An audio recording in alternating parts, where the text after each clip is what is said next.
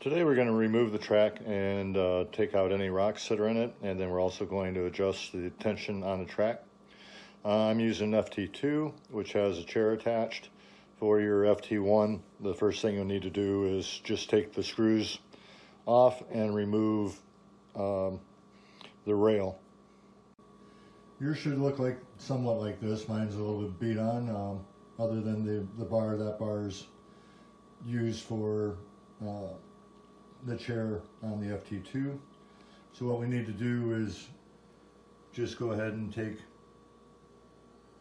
these bolts out to remove those blocks.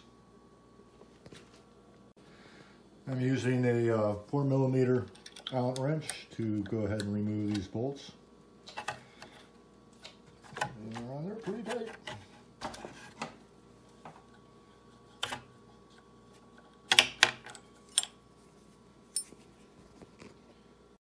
Now the screws are off, I'm just going to go ahead and lift off these blocks. And now we're going to go after these two screws. Okay, I've loosened the nuts with my 11mm, so now I'm just going to go ahead and pull those off. And then go ahead and remove that piece. To loosen these two Allen bolts right there.